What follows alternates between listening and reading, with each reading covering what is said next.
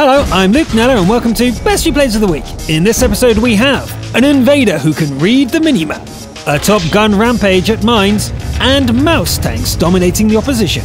Let's go!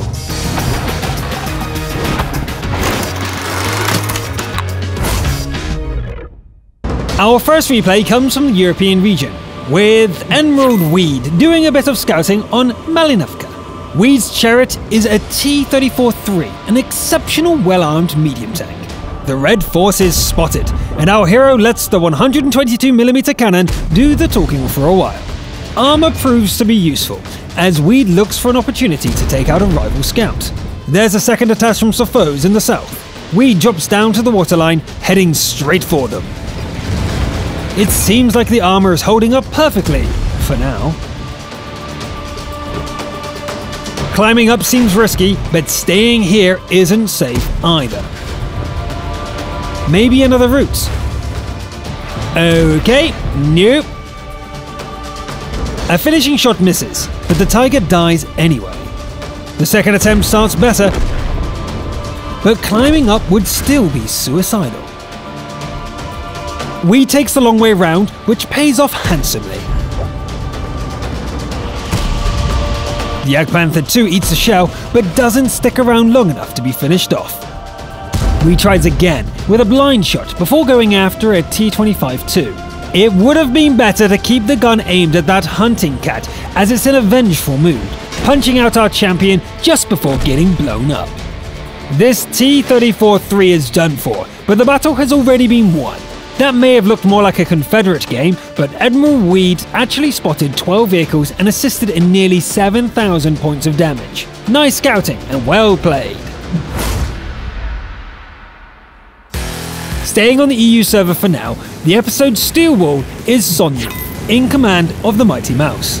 The battlefield is Serene Coast. Sonny gives a fist bump to a Type 5 Heavy before heading southwest in search of opposition.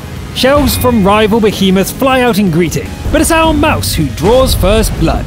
Artillery is a minor nuisance, but everything else bounces like rain from an umbrella. Sonny finishes off an AMX before turning to face the more serious threat.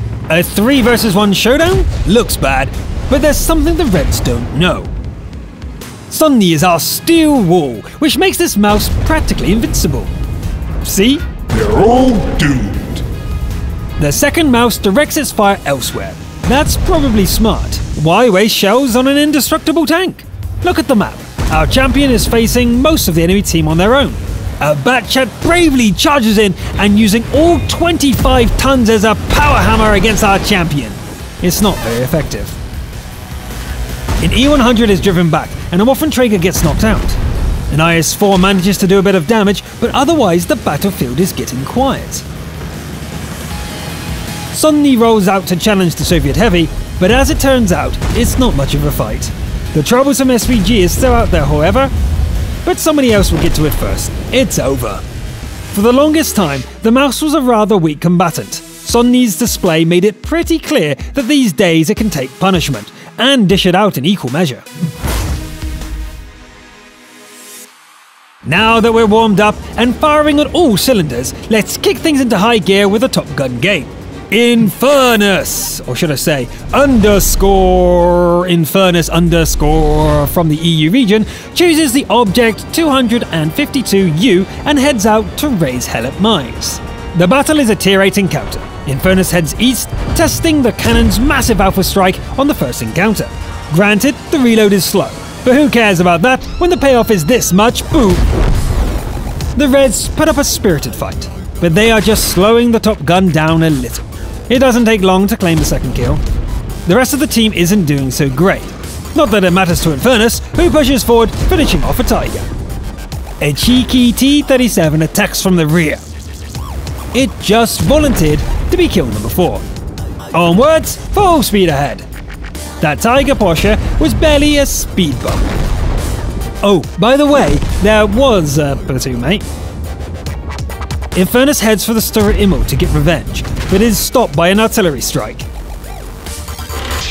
Okay, another route then. The troublesome SVG comes into view, earning the honor of becoming the Top Gun kill. The Immel comes out to do its worst, only to get herself killed by another. Erstev is calling for help in the circle. The capture is pretty far along, so it's worth a try. Infernus tries a snapshot before moving in to protect the Kappa. Here they come. Infernus lights a Super Pershing on fire, but the poor Kappa is doomed. And that's not all. There's a bunch of foes on the hill looking for an opportunity to pounce. The first one charges down, only to be knocked out with a single hit. A Skoda follows. The long reload is a problem. But that payoff is definitely worth the wait. Something lightly bumps into our hero. Oh, a VK. What are you doing there, sir? Is it out of shells? Either way, our top gun shoots it and destroys it. There's 2 more to go. One of them tries a frontal assault, quickly becoming the 10th kill.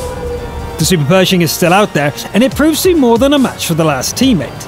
It's 1 hit from death, but the same is true for our top gun. Careful now. The final showdown happens in the churchyard. The combatants circle the building. Pershing fires, striking a wall. Infernus returns the shot, taking out a track. The Pershing retreats, with the object in hot pursuit. Here's an opportunity, but the pike nose of the tank isn't well suited for corner fighting. And indeed, the shell punches through. A low damage roll saves our top gun, but then ends the game with 11 kills. Phew, that could have been lost at the last moment.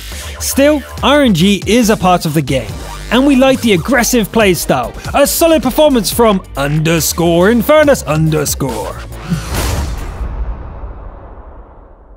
Next we'll hop over to the American servers where Valinor attempts to save the day as an invader.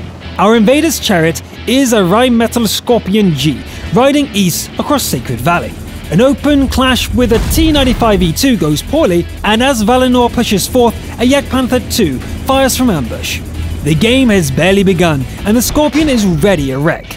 Finally in a good position, Valinor starts looking for targets. It's payback time, Jagdpanther! This position is somewhat exposed, but the results are worth the risk. 2 shells take care of the GW Tiger P, while the next shot drives a Tier 9 Waffenträger into retreat. It's not getting away either. Valinor drives closer, hunting down the TD. The lead is 7 versus 5, but the invader's spidey sense is tingling. A teammate suggests capping, but our champion is already on the case. And it's a good thing too. The team's apparent lead has collapsed, meaning only a ninja capture can lead to victory. Luckily the opponents are a bit cocky, and maybe too eager for an arty kill, throwing away their counter capture. Our invader hugs the slain SPG for cover and waits for the inevitable reset attempt. A 1390 steps from the dark. Valinor pulls back, dodging the opening shot. The light tank charges in, desperate for the reset, but Valinor's aim is sniper steady. A shell from an unseen foe strikes one of the houses, but it's too little, too late. The capture is complete.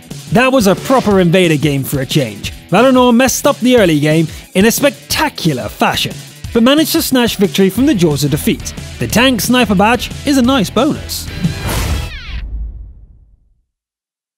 For the finale, we have a mouse going above and beyond the call of duty. Commanding the tank is Trojan Horse from the EU region. The battle is fought over Mountain Pass. The match starts with a Daimler-Benz V12 straining to accelerate nearly 200 tons of metal. Lighter machines race past as the Trojan mouse makes its way towards the bridge.